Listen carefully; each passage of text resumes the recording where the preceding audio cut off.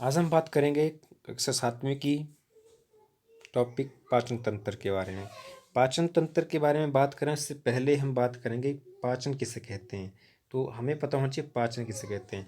तो बच्चों, हमें पता है कि जो भोजन हम करते हैं वो किस रूप में होता है।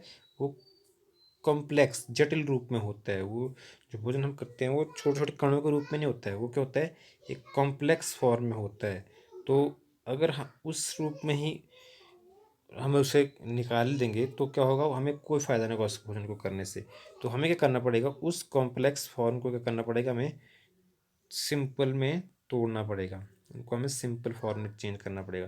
तो कॉम्प्लेक्स को सिंपल में तोड़ने की प्रक्रिया को हम क्या कहते हैं, पाचन कहते हैं। सिंपल सी डेफिनेशन कि जो हम खाना खाते हैं वो जटिल रूप में होता है और उसको हमने सरल रूप में तोड़ना है, और इस प्रक्रिया को पाचन कहते हैं।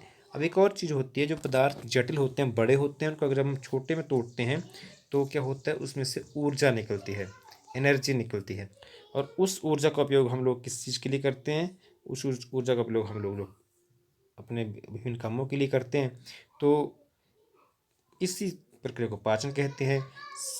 भोजन के जटिल पदार्थों का विखंडन करना, तोड़ना सरल पदार्थों में पाचन कहलाता है। इस प्रक्रिया से हमें ऊर्जा मिल जाती है।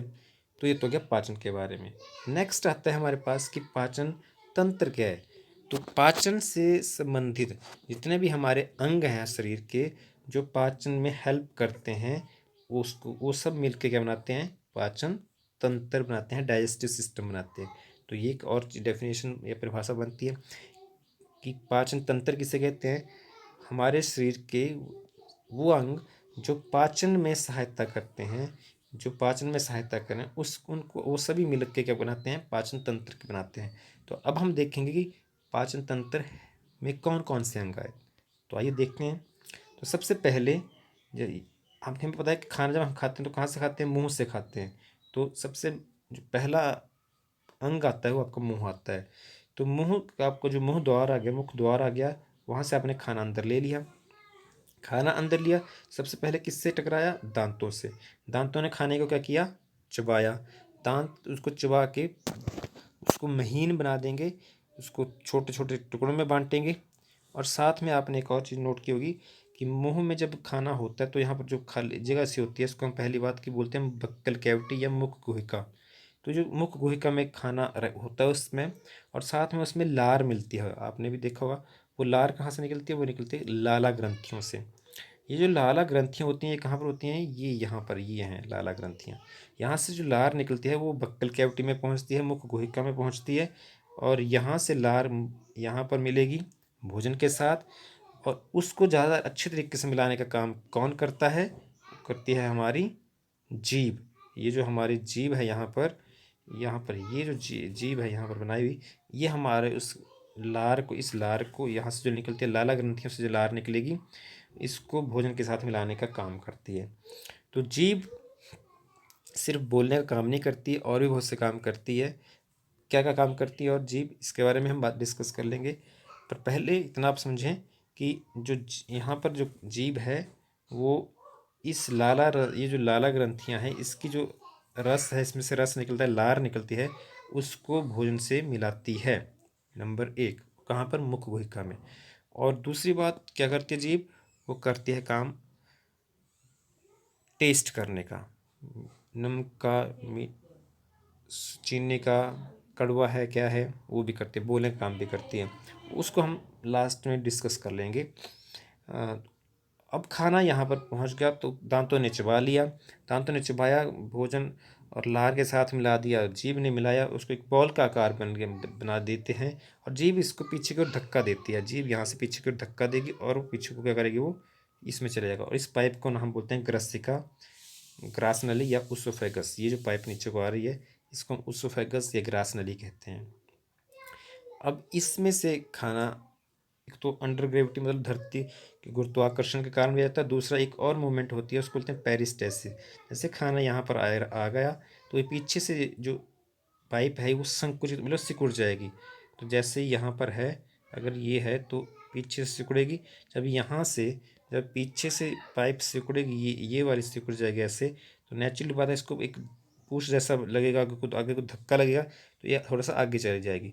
जब यहाँ आगे थोड़ी सी आगे मूवमेंट करेगी, यहाँ से यहाँ पहुँच गया के, तो ये यहाँ की यहाँ वाली पाइप जो है, ये जो है ये यहाँ से अंदर को संकुचित होगी, कंस्ट्रक्ट करेगी और ये और आगे जाएगी। तो इस तरीके से ये खाना उसोफेगस या ग्रसिका से अंदर से आगे चला जाता है और कहाँ पहुँचता है, अमाशय में।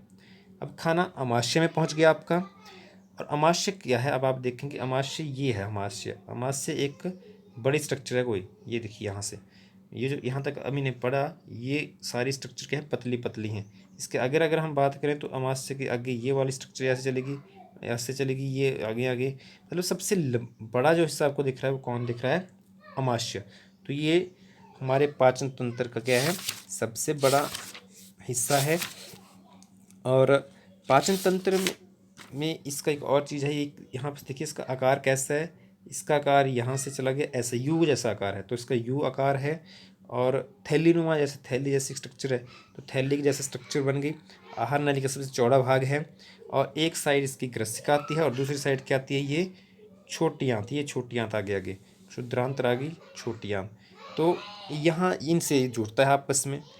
अब इसके अंदर एक और चीज़ है, इसके अंदर एक लाइनिंग जैसी होती है, इस अमाशय के अंदर एक लाइनिंग होती है इसके ऐसे, इसको हम कहते हैं आंतरिक अस्तर या श्लेष्मल।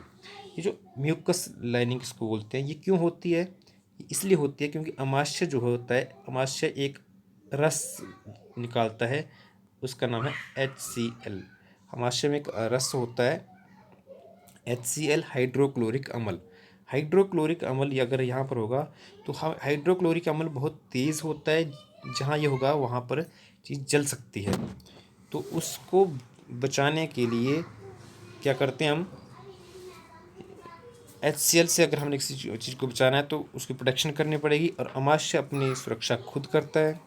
तो इसमें जो ये आंतरिक अस्तर है, इसीलिए ये वाला आंतरिक अस्तर जो है ये यही काम करता है, ये अमाशय को इस HCl से बचाता है, हाइड्रोक्लोरिक अम्ल से बचाता है।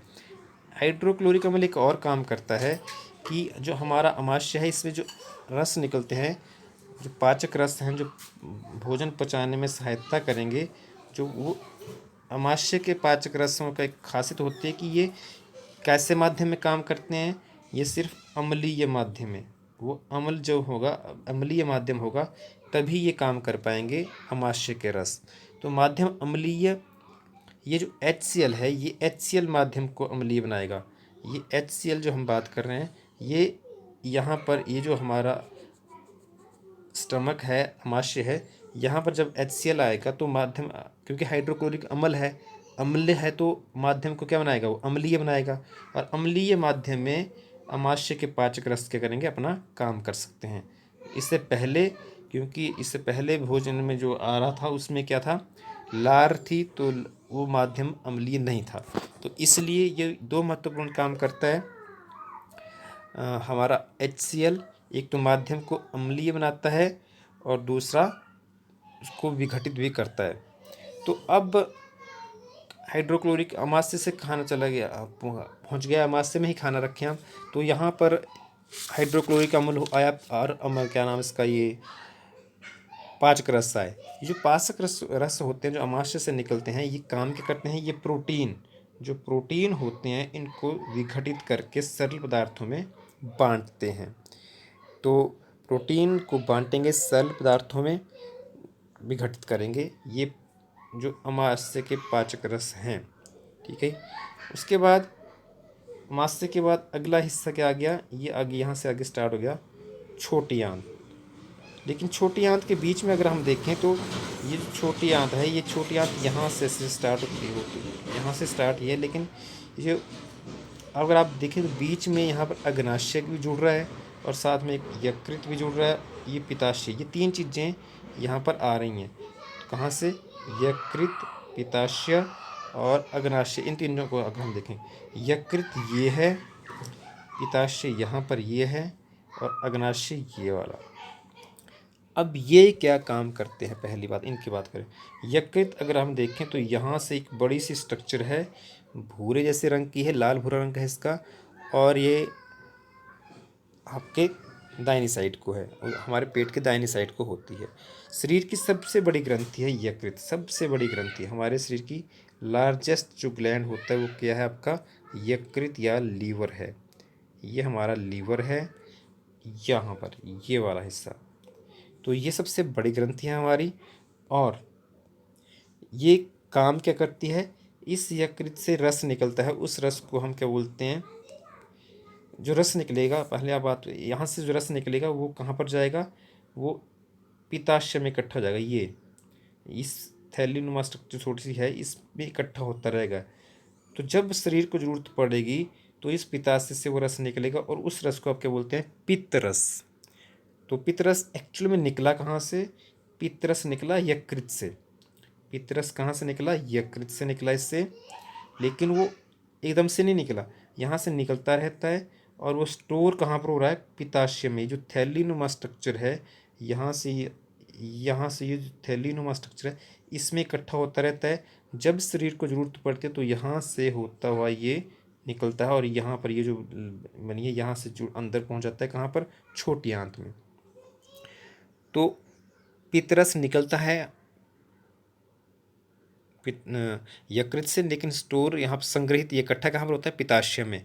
और ये जो पित्तरस होता है, निकलता कहाँ से है, पित्तरस, पित्ताशय से निकलता है। और ये काम क्या करता है, ये जो वसा होती है हमारे भोजन में, फैट होती है, उसके पाचन में सहायता करता है पित्तरस। पित्तरस निकला कहाँ से, यकृत से, स्टोर कहाँ पर हुआ, पित्ताशय में, और काम क्या करता है, वसा का विघटन करता है। उसके बाद एक और चीज़ आपको हम देखते हैं अगली, इन दोनों के बारे में हमने स्टडी कर ली। अग्नाशय, अग्नाशय जो है हल्का पीला रंग होता है, यहाँ पर रंग नहीं कलर बताया गया है, लेकिन ये हल्का पीले रंग की स्ट्रक्चर है।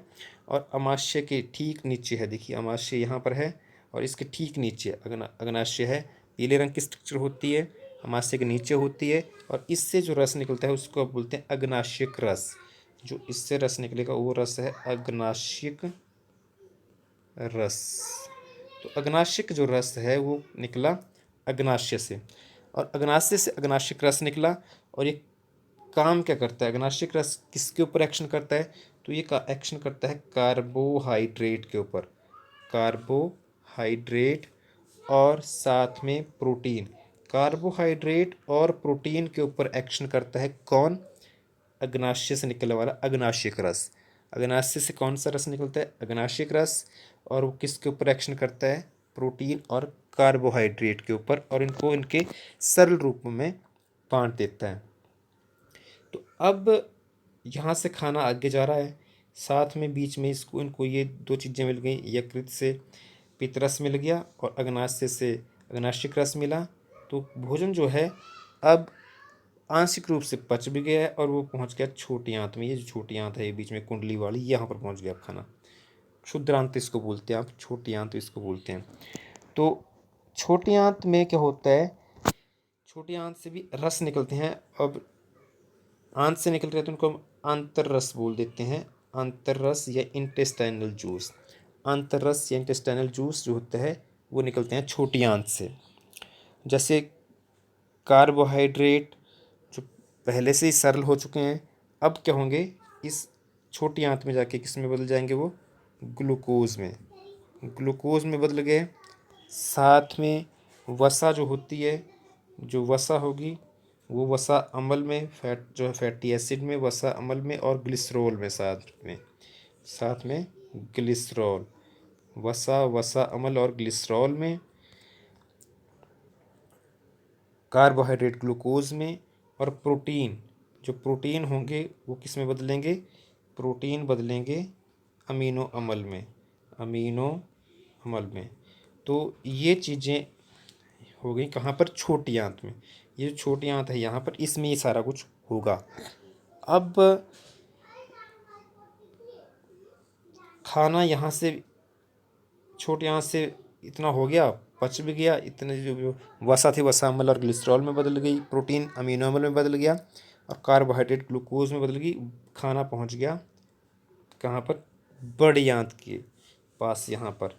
तो एक और चीज़ है कि छोटी आंत होती है, इसमें क्या होते हैं, इसके अंदर से स्ट्रक्चर होती है, उसमें विलाई होते हैं, ऐसे अंदर स्ट्रक्चर इस तरीके से होती है, इनको हम विलाई कहते हैं। अंगुलीनुमा, जैसे हमारी फिंगर्स जैसी होती हैं वैसे अंगुली के जैसे समान स्ट्रक्चर होती हैं। और ये क्या करती हैं काम, ये इसलिए करते होती हैं, ये जो स्ट्रक्चर होती हैं ये इसका एरिया बढ़ाती हैं। ये जो एरिया होता है इनका एरिया बढ़ाएंगी वो।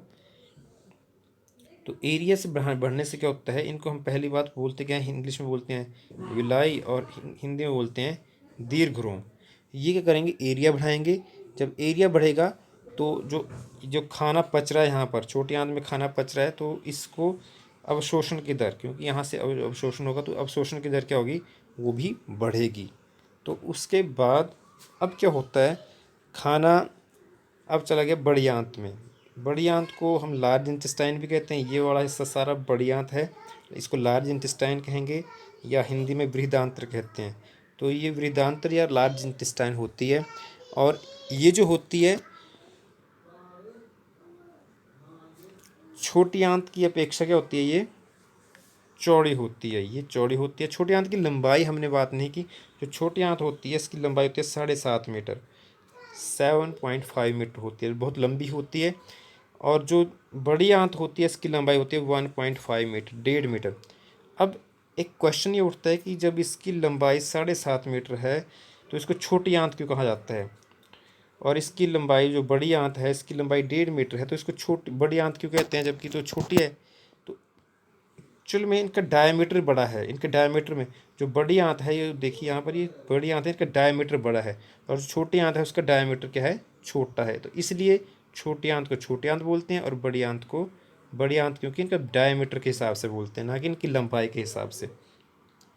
अब जो बड़ी आंत में जब खाना पहुंचता है, इसके भी आगे डिफरेंट टाइप पार्ट होते हैं, ascending colon, descending colon, transverse colon. लेकिन वो आपके सिलेबस जैसे में अभी तक लेवल की बात नहीं है। ये है असेंडिंग कॉलन होता है, असेंडिंग कॉलन, ये ट्रांसवर्स कॉलन और ये डिसेंडिंग कॉलन। लेकिन ये आप अभी तक इतने ध्यान रखें कि ये बड़ी आंत का हिस्सा आ गया। बड़ी आंत में काम क्या करती है, जो खाने मैक्सिमम जो खाने जो होता है उसमें से जो अब चीज़ें होती हैं जो बॉडी को चाहिए होती हैं मैक्सिमम वो एब्जॉर्ब कर ली होती है छोटी आंत में। ज़्यादातर अवशोषण क्या होता है, छोटी आंत में होता है। लेकिन जो बच गया होता है वो क्या बचा होता है, पानी। पानी और कुछ साथ में लवण, उनका अवशोषण कहाँ पर होता है, बड़ी आंत में। वो होता है जाके बड़ी आंत में। और बड़ी आंत में लवण और पानी को अवशोषित करने के बाद में क्या होता है, जो बिल्कुल वेस्ट बच जाता है उसको क्या करते हैं, रेक्टम। रेक्टम ये रेक्टम एक ये आ गया आपके रेक्टम। रेक्टम में इसको मलाशय, इसको हम हिंदी बोलते हैं मलाशय में क्या होता है, उसको टेम्परेरी स्टोर किया जाता है और कुछ समय के बाद मल द्वारा बाहर निकालते हैं। और बाहर निकालने की प्रक्रिया को क्या हम बोलते हैं, निष्कासन। शरीर से वेस्टेज को बाहर निकालने की प्रक्रिया को हम कहेंगे निष्कासन। तो ये तो था हमारे पाचन तंत्र के बारे में। इसका थोड़ा सा हमने इसमें बात की थी कि जीभ के बारे में। हमारी जो जीभ होती है उसमें विभिन्न क्षेत्र होते हैं, उनके बारे में थोड़ा सा हम डिस्कस कर लेते हैं। जो हमारी जीभ होती है उसमें टेस्ट करने के लिए हमने देखा होगा तो ऐसे ऐसे जैसे यहाँ पर ये बनाए हैं वैसे ये ऐसे ऐसे होते हैं, ये बने हैं।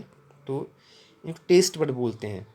तो जो टेस्ट बड होते हैं ये अलग अलग होते हैं। ये नहीं कि सारी जीभ के ऊपर बराबर बराबर, कहीं से भी हर कोई टेस्ट कर नहीं सका, हर किसी टेस्ट को, हर किसी प्रकार के खाने का स्वाद हर जगह से ले लेगा टंग, ऐसा नहीं होगा। तो क्या होता है, जो आगे वाला हिस्सा होता है ये वाला हिस्सा, ये ये स्वीट खाने के लिए, मीठे खाने के लिए अडेप्ट किया होता है।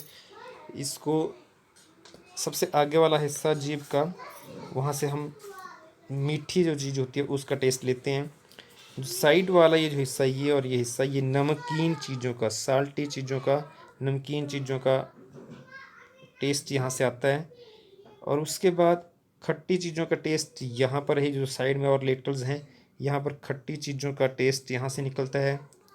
यहाँ से यहाँ जब यहाँ पर चीज़ पहुँचेगी तो हमें पता लगेगा चीज़ खट्टी है। और लास्ट की सबसे ये यहाँ पिछले वाला हिस्सा जो है ये क्या है, कड़वी चीज़ों का। तो ये है बिटर चीज़। अगर कड़वी कोई चीज़ होगी तो सबसे लास्ट में पता लगता है, पहुँचेगी जब खाना, तब पता लगेगा कि चीज़ कड़वी है। तो ये हमने बात की कि जीभ सिर्फ बोलने की बात काम नहीं करती है, जीभ आपके खाने का टेस्ट भी आपको बताती है और उस हिसाब से आपको मैसेज आता है। तो ये तो जीभ के बारे में और डाइजेस्टिव सिस्टम के बारे में। उम्मीद है आपको ये चीज़ें क्लियर हुई हो चुकी होंगी। अगर आपको फिर भी कुछ डाउट लग रहा है तो आप ज़रूर कमेंट करें। कमेंट करके आप बताएं कि कहाँ पर आपको दिक्कत लग रही है, हम डेफिनेटली उसको दूर करेंगे। Thank you.